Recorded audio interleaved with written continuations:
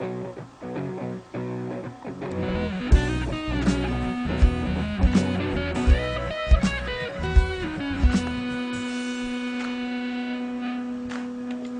5:45 p.m., which means it's time for BC TV's Nightly News Roundup. I'm tonight's host, Roland Boyden, and this is 5:45 Live. Let's see, for the who, what, why, when, where for tonight. Who's earned the Criminal at Large title, what's coming down the line in the next issue of the Commons, why Peter Shumlin was in town last week, when to watch Richard Gagnon's arraignment, where the CX Silver Gallery's new show is, and more, all that in 15 minutes, so stick around.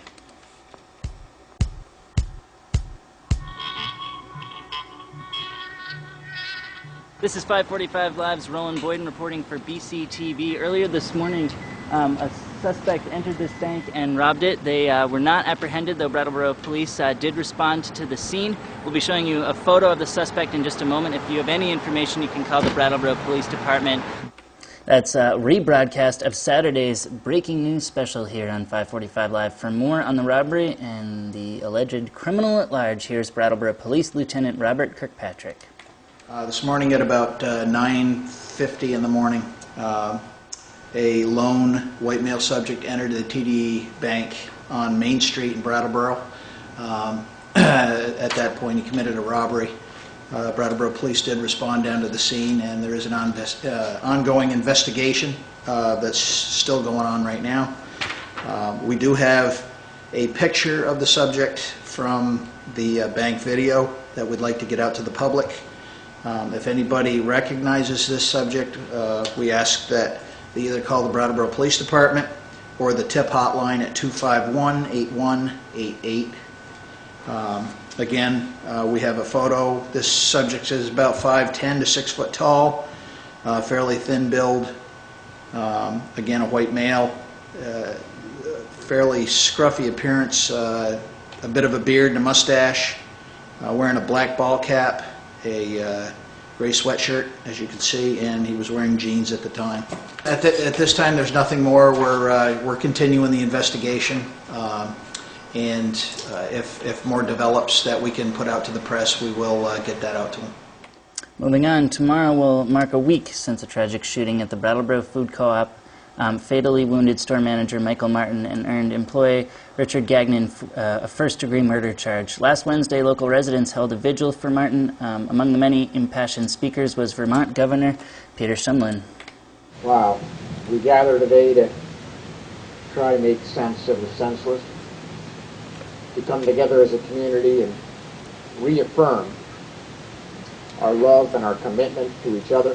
And my guess is that if Michael could have any wish today, if he could say one thing to us all right now, it would be, let the rebirth that's happening right over in that building right now transcend to this horrid act. Let the loss of my life be a way and a power for us to strengthen our commitment to each other, to strengthen our sense of community, and to strengthen our resolve that in this Green Mountain State, in this community, nothing will divide us, nothing will allow us to live in fear, and nothing will take away from us the sacredness of this extraordinary community and the Brattleboro Food Co-op's role within it. Governor Peter Shumlin speaking at the Co-op Community Vigil held last Wednesday after the tragic shooting at the Brattleboro Food Co-op. And if you want to see the complete broadcast of the vigil, we'll have that coming up this week on BC TV, so check our local listings at brattleboro.tv.org or on ibrattleboro.com to see when that's playing. And of course, you can head to our website, brattleboro.tv.org, to watch it on video on demand as well. All right, moving on. It's Monday, which means we've got a sneak peek of this Wednesday's upcoming issue of the Commons. For more, here's Deputy News Editor Randy Holhut. Hello again, long time no see. Randy Holhut from the Commons, and letting you know what's coming up in Wednesday's paper.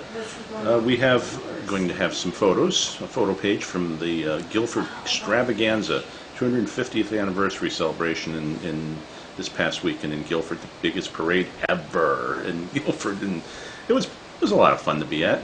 We'll also have bus schedules. Yeah, school's coming soon, kids, so If you want to know which bus you're supposed to be taking to go to school, we'll have a complete list for you.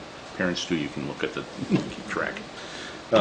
As opposed for other things, we have a tribute to Ernie Johnson, the great baseball player from Brattleboro turned Braves broadcaster. He died on Friday at the age of 87. We'll have a look back at his life.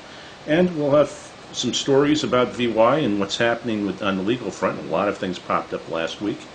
And on the Voices section, we'll have a look back at the events of last week and what they mean for us, all of us in this town. Lots of stuff in your comments this week. Pick one up at hundreds of locations all over Windham County, or giving them the sound of my voice. And if you want to help keep this wonderful paper going, take a visit to commonsnews.org and learn how to become a donor and a member and help keep this paper going. Thanks. New issues of the Commons hit newsstands around town Wednesdays, and they're free. Though if you're a good community-minded citizen, you can purchase a paid subscription to support the paper. You can find out all you need to know, including news updates between issues, at the Commons rebooted website. That still resides at commonsnews.org. And with that, it's time to hit our calendar.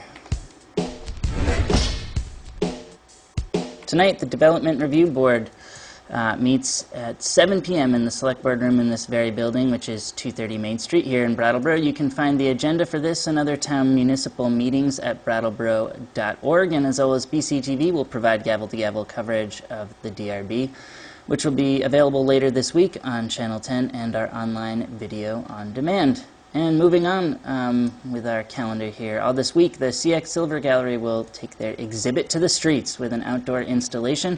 For more, my senior arts correspondent Catherine Turnus caught up with artist Cy Silver.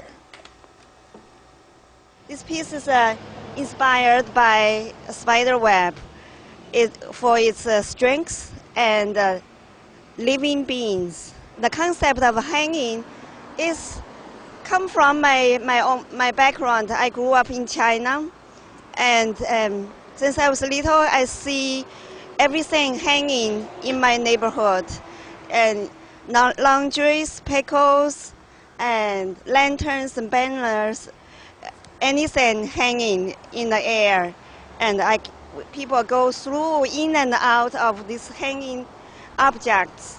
So it makes me feel like I'm well connected to my neighbors and well connected to my community. For more information on the gallery's many happenings, including dim sum lunches, you can visit cxsilvergallery.com or stop by the gallery at 814 Western Avenue in Brattleboro. And we'll just keep going with the calendar. Next Wednesday, the amazing Planet Farm and Justice Center in Williamsville hosts Welcome to Homo Hollow, 17 years of queer country living. And let's see if I can do the press release that I spent all morning memorizing.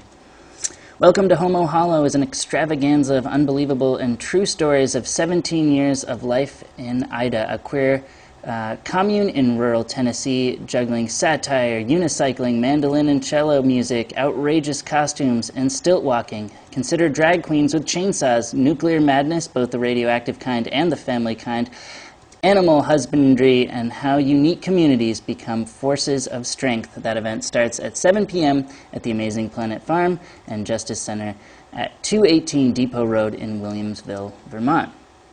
And we'll just keep the calendar going. Thursday night at 6 p.m. there's a potluck at the Microbrewers Supply at 26 Main Street here in town. And let's see if I can rattle off the press release for that as well. We like to celebrate people who make tasty things to eat and drink. Bring something edible to share, and homemade beverages if you've got them. Homemade cheese, yogurt, kombucha, water kefir, wine, beer, mead, cider, totally welcome. So that is their press release. Thursday night as well, there is another skate park meeting for advocates of the proposed Kroll Lot Skate Park. That starts at 6:30 p.m. in the Hannah Cosman Room on the second floor of the Brattleboro Municipal Center. And if we missed your event or you want more coverage than just me squinting at your press release, then email me, Roland Boyden, at roland@brattleboro.tv.org. Let's see my cool graphic here. Roland@brattleboro.tv.org, ROLAND at brattleboro.tv.org. And we'll be sure to get your event read here, or if you want to put a face to your event, somebody, you or someone from your organization could potentially get on camera as well. So send us a message and let us know. And with that, it's time to turn to our BCTV Schedule Quick Glance. The Quick Glance is my daily opportunity to shamelessly plug what's coming up here on BCTV on both our Comcast cable channels, channels 8 and 10.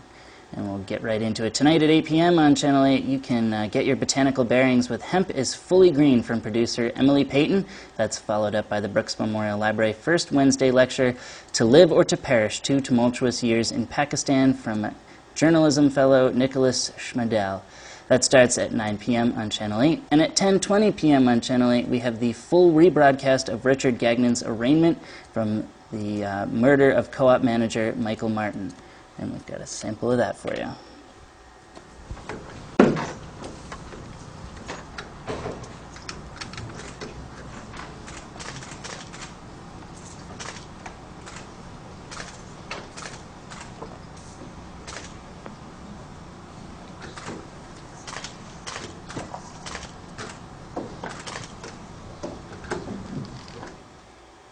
And let's continue our quick glance here by moving on to our education and government sister channel, Channel 10. Tonight at 6:30 p.m. we have a live broadcast of the Vernon Select Board meeting, followed up by a Channel 17 special on legislative districts and their upcoming reapportionment.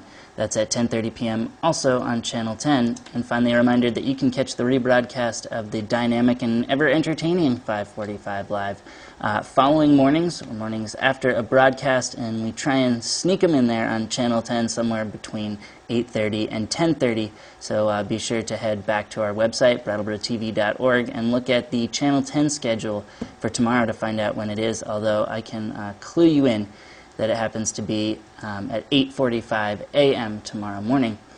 And as always, you can find our complete schedule for both channels updated to the minute, along with live streaming and video on demand for all local programming. That's all at brattleboro.tv.org. And that's a full lid, everybody. But before you switch over to Joan Rivers' Classic Collection, remember, we'll be back Wednesday with all the latest headlines, calendar coverage, and schedule. Quick glance you can stomach, more cell phone cinematography from my remote broadcast crew, and more. For BCTV and 545 Live, I'm Roland Boyden saying goodnight, everybody.